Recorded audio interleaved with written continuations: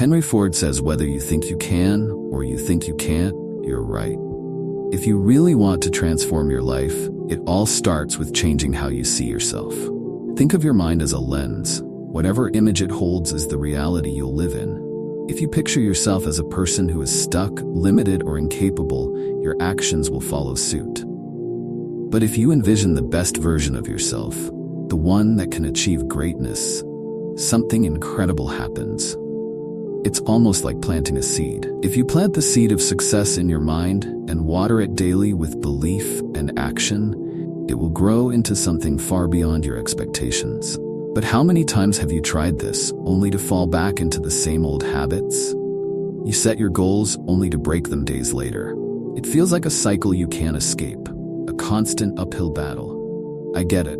I've been there. I used to make promises to myself and get fired up by motivational videos, but a few days later I'd be back to square one. The problem wasn't my motivation. It wasn't even my discipline.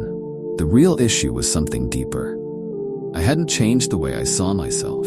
Before you can do what you truly want to do, you have to become the person who can do it. This is the foundation of self-improvement and the part that most people miss. You can't build a house on a weak foundation, right? It will always collapse. The same goes for your self-image. Without changing it, your efforts will always crumble. Imagine you're trying to drive a car uphill, but your handbrake is on. No matter how hard you push the accelerator, you're stuck. That's exactly what happens when you try to change your life without altering your self-image. You're fighting against yourself. Take David Goggins, for example. He wasn't always the hard-as-nails guy we know today. He was lazy, unmotivated, and lost. But he created a new image of himself in his mind.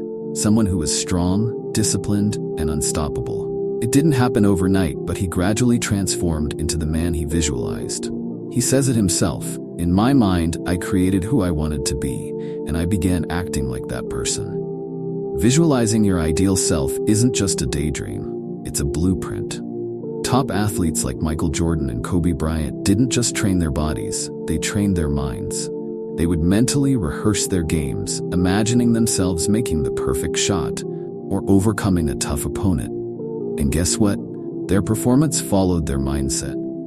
You have to do the same. If you see yourself as someone who isn't disciplined, your actions will reflect that. But when you start seeing yourself as someone who can handle hard things, your actions will begin to change. So how do you change this self-image? It's simple, but not easy. You need to rewire your brain through visualization and action.